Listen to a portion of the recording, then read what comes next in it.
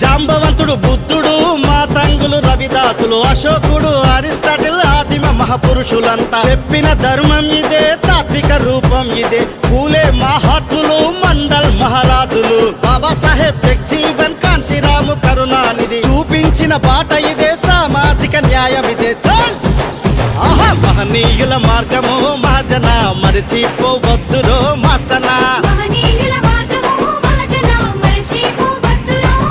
అరే త్యాగాల తరమురో మాదిగా, తత్వాల సారమో మహాజనా.